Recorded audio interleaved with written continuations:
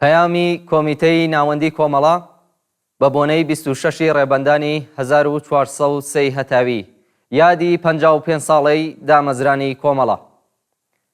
کۆمەڵانی خەڵکی کوردستان لە یادی 55 ساڵەی دامەزرانی کۆمەڵە و 46 ساڵی ئاشکرابوونی تێکۆشانی ئەو ڕێکخراوەیە سڵاو دەنێرین بۆ هەموو ئەو کەسانەی کە لە پێناو ئەو ڕێبازەدا لە هەموو سەنگەرەکانی خەبات لە مەیدانی نەبەردی پێشمەرگانە و یان لە زیندانەکانی ڕژیمی کۆماری ئیسلامیدا گیانیان بەخت کرد. سڵاو بۆ بنەماڵەی خۆڕاگر و سەربەرزیان. سڵاو بۆ یادی کاک حەمەحسێنی کەریمی لە دامەزرێنەرانی کۆمەڵا کە ئەو ڕۆژە هاوکاتە لەگەڵ ڕۆژی گیانبەختکردنی ئەو ئازیزە. سڵاو بۆ هەموو ئەوانەی کە لە پێناوی ئەو ڕێبازەدا بریندار و کەمەندان بوون یان بەشێک لە تەمەنی خۆیان لە زیندانەکان و ئەشکەنجەگاکانی ڕژیمی ئیسلامیدا تێپەڕ کرد. سڵاو بۆ جەماوەری خەڵکی کوردستان کە بە هەموو شێوەیەک پاڵپشت و پشتیوانی کۆمەڵە بوون و لەو پێناوەدا لە بەختکردنی گیان و ماڵی خۆشیان درێغیان نەکرد.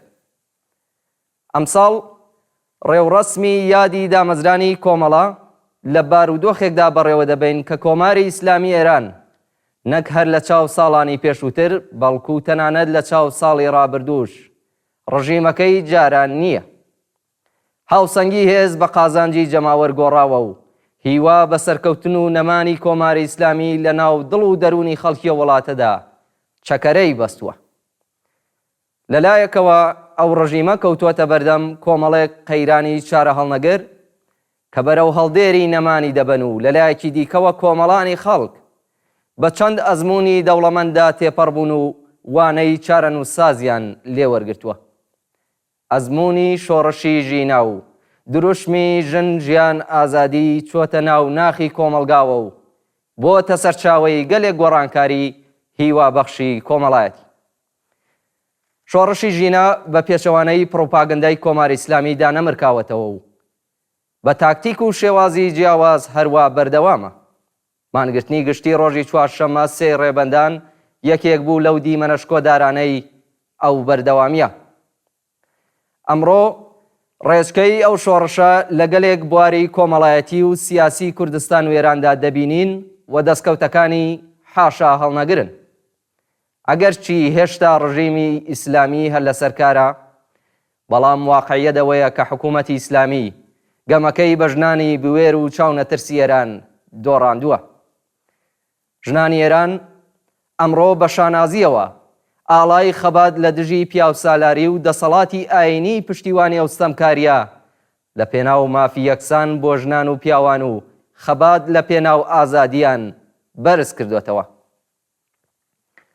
بزوتنەوەی شۆڕژگێڕانەی ژن ژیان ئازادی بە خەبات و خۆڕاگری قارەمانانەی ژنان لە دژی حجابی ئیجباری پێی ناوەتە قۆناغێکی نوێوە و فەرهەنگ و کولتوری ئەو کۆمەلگای گۆڕیوە و ژنان چیتر نەکەر ئینسانی پلەدونین بەڵکو بوون بە تاجی سەری کۆمەلگا. تایبەتمەندیەکی ئەم ڕاپەڕینە شۆڕژگێڕانەیە ئەوەیە کە تەنیا بیل لە ڕووخاندن ناکاتەوە بەڵکو سەودای شکڵپێدان بە بەدیل و ئالترناتیڤێکی ڕوونی لەسەردایە. ئەم بزوتنەوەیە تەنیا بزوتنەوەیەکی ڕوخێنەر نییە بەڵکو بزوتنەوەیەکی شۆڕژگێڕانەی خاوەن کۆمەڵێک هەڵوێست و داواکاری ڕۆژ بە ڕۆژ ڕوونتر و دیاریکراوترە. خەڵک دەرکیان بەو ڕاستیە کردووە کە شۆڕش تەنیا لە پێناو ئازادیدا بەس نییە بەڵکو مەرجی ئازادبوونی ڕاستەقینە پێکهاتنی گۆڕانکاری لە بارودۆخی ئابووری ئینسانەکاندایە.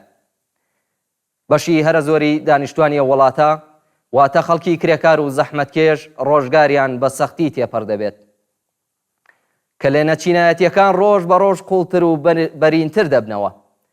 هەموو ئەوانە لە کاتێکدایە کە ئابووری ئێرانیش بەگشتی لە بەردەم داڕماندایە و ئەو داڕمانەش پێش هەموو کەس بەسەر هەژارترین بەشی ئەو کۆمەلگایەدا قورسایی دەکات. لە هەمان کاتدا قەیرانی سیاسی ناوخۆی حکوومەت و قوڵتر بوونەوەی قەیرانی ئابووری و پاشەکشەی ئاشکرا لە سیاسەتی دەرەوەدا حکوومەتیشی لە ئێران خستۆتە دۆخێکی گەلێک دژوارەوە. لە کاتێکدا کە کەس گومانی لەوەدا نییە کە کۆمەلگای ئێران بە بارودۆخێکی قەیراناویدا تێپەڕ دەبێ کاریگەری ئەو بارودۆخە لەسەر چالاکی ئۆپۆزیسیۆن چ لە ئاستی ئێران و چ لە ئاستی کوردستاندا پێویستە بەوردی لێک بدرێتەوە و وەڵامی بەرپرسیارانەی پێ بدرێتەوە. لە کوردستانی شۆڕژگێڕ ئێمە لەگەڵ بارودۆخێکی تایبەتدا بەرەو ڕۆین.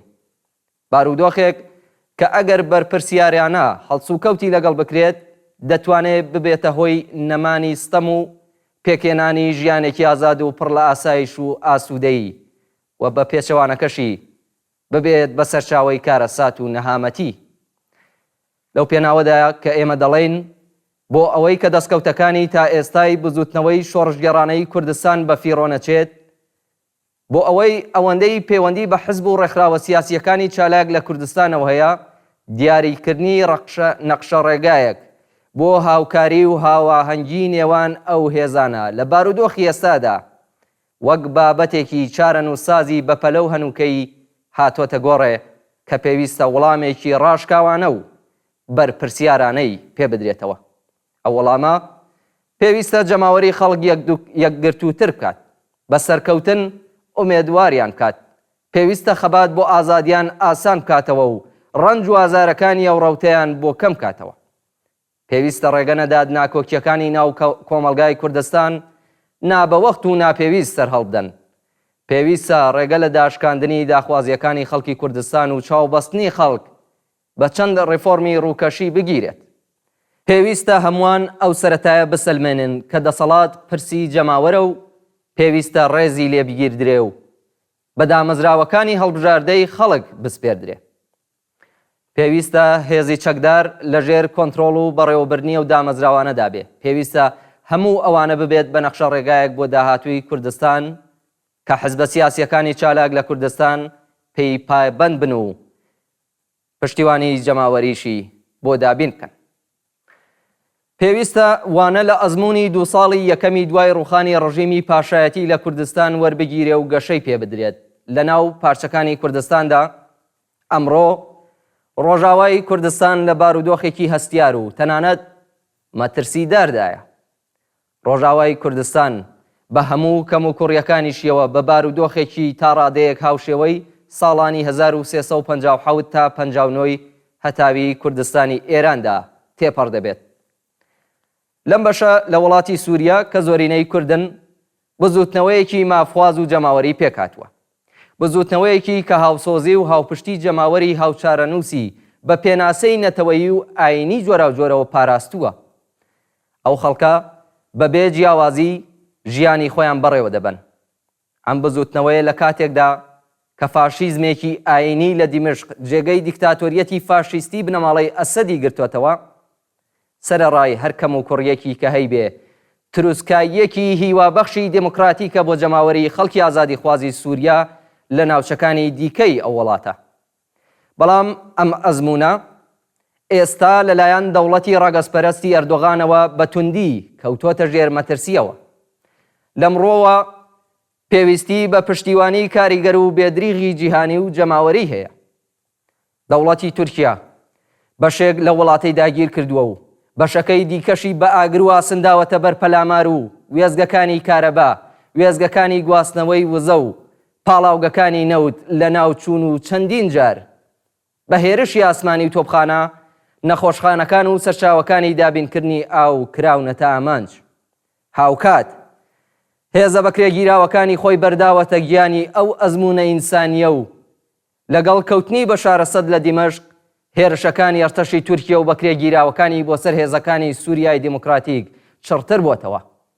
لە هەلومەرجێکدا کە دەوڵەتی ئەمریکا لە پێناو دەستەبەرکردنی بەرژەوەندیەکانی خۆیدا لایەنگری و هاواڕاستەی دەوڵەتی تورکیای پێ باشترە لە پاڵپشتیکردن لە خەڵکی ڕۆژاوا، لە هەلومەرجێکدا کە ئەو گروپەی لە دیمشق دەسەڵاتی بەدەستەوە گرتووە بە هاوکاری دەوڵەتی تورکیا چاوپۆشی لە مافەکانی خەڵکی کورد و لە ناوبردنی دەستکەوتە کۆمەڵایەتیەکانی بزوتنەوەی ڕۆژاوای کردوەتە یەکەم ئامانجی خۆی لە ئاوا هەلومەرجێکدا تاکە لایەنگر و پشتیوانی ڕاستەقینەی بزوتنەوەی ڕۆژاوا بریتیە لە خەڵکی خەباتکاری ناوچەکە و ئازادی خوازانی جیهان. پشتیوانی هەمەلایەنە و داکۆکیکردن لە خەڵکی ئازادی خواز و مافخوازی کوردستانی سووریا بۆ بەرگریکردن لە دەستکەوتەکانیان پێویستیەکی بەپەلە و هەنووکەییە. ئەرتەشی تورکیا هاوکات لەگەڵ درێژەدان بە هێرشەکانی لە ڕۆژاوا بە دەست درێژیکردنە سەرخاکی کوردستان عێراق و دامەزراندنی دەیان بنکەی سەربازی لە قوڵایی ناوچەکە و بۆردومانکردنی بەردەوامی ئەو ناوچەیە ماڵ و حاڵی خەڵک وێران دەکات و ڕەز و باخ و کێڵگە کشت و کاڵیەکان لە ناو دەبات و ئەمنیەت و ئاسوودەیی لە خەڵک زەوت کردووە بە جۆرێک کە هەر ئێستا بەشێکی زۆر لە باکووری هەرێمی کوردستان لەلایەن ئەرتەشی تورکیەوە داگیر کراوە و ئەرتەشی تورکیا بە مەبەستی مانەوە و جێگربوون لەسەر ڕێگای پێشڕەویەکانیدا دەیان بنکەی نوێی نظامی دامەزراندووە و هەزاران سەربازی خۆی تێدا جێگیر کردووە ئەگەرچی بیانۆی دەوڵەتی تورکیا حزوری پاکەکەیە لە سنوورەکانی هەرێمی کوردستان بەڵام واقعیە دەوەیە کە ئەوە ناسیۆنالیزمی ڕەگەزپەرستی تورکە کە بەکردەوە دەردێت ئەمڕۆ کە ئێمە شاهدی توندوتیژی و تێرۆری دەوڵەتی تورکیا لە کوردستانی تورکیا و لە هەردوو بەشی کوردستانی سووریا و عێراقین واتە دەوڵەتی تورکیا هاوکات لە سێ بەشی کوردستان خەریکی کوشتار و سەرکوتکردنی خەباتی خەڵکی کوردستانە کۆمەڵە هەر ئەو هێزە کۆمۆنیست و شۆڕژگێڕەیە کە لە خاڵە وەشتەرخانە مێژوویەکاندا تاقی کراوەتەوە هەڵوێستەکانی لە قۆناغەکانی هەستیاردا متمانەی جەماوەری بەدەستێناوە لە داهاتووشدا دیسانەوە دەکەوێتەوە ها قۆناغ گەلێکەوە بەو پێشینە و عەقڵ و تەجروبە و زانستەی کە بەدەستێناوە دڵنیاین کە دەتوانێت لە تاقیکردنەوەکانی داهاتووشدا سەربەرز و سەرکەوتوو دێتە دەرێ ئەگەر باز لە دەستکەوتەکانی دەکەین بۆ ئەوە نییە سەری نێرخەیانی لە ژێر سەردا بنین بەڵکو بۆ ئەوەیە بیانکەین بە توێشووی ڕێگای بەرەو پێشچوونمان لە هەمان کاتیشدا لە هەڵەکان ئەزمون وەربگرین و دووپاتیان نەکەینەوە بژی کۆمەڵە بژی سۆسیالیزم سەرکەوتوو بێت شۆڕشی ژن ژیان ئازادی